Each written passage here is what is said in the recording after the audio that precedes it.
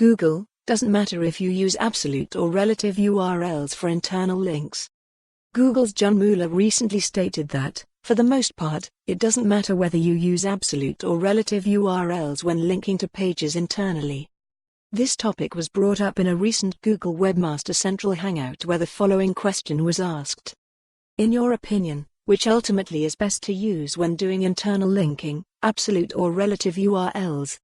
In response, Mueller presents two different scenarios where absolute and relative URLs may or may not matter. Scenario 1, perfect site structure. In a theoretical case where a site has a perfect structure, meaning it has correctly implemented canonicals and a single uniform domain, then it doesn't matter at all if you use absolute or relative URLs. In this scenario, Mueller recommends using whichever is easier for you to implement with the CMS you're using.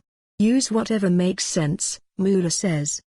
Scenario 2, imperfect site structure. If your website does not have a theoretically perfect structure, which Mueller says most websites probably don't, then there may be some benefit to using absolute URLs. With absolute URLs, Google can find its way back to the preferred version of the page. If you're unable to use absolute URLs, then you can still help Google find the preferred versions of URLs by using the rel equals canonical tag. So, ultimately, you can use either relative or absolute URLs in this scenario as well. Hear the full question and answer in the video below, starting at 31:33. Ultimately, I mean, your site has correctly implemented canonicals and has a single uniform domain being used, so no duplicate domain issues.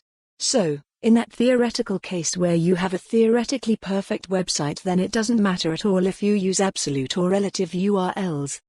So, from that point of view, use whatever is easier for you. Oftentimes relative URLs make it easier to test things locally, so maybe that's better. That's not something I would really worry about there. I would really leave it up to you, and if I were working on this website, I would see which of these were easier in this specific case with whatever CMS I'm working on, and just kind of use whatever makes sense there.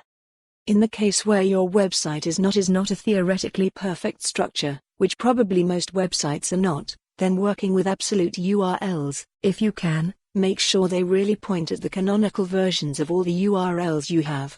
Probably makes a little more sense, because you don't have to worry about things like what if Google or some other person ended up accessing the non-www version of the website.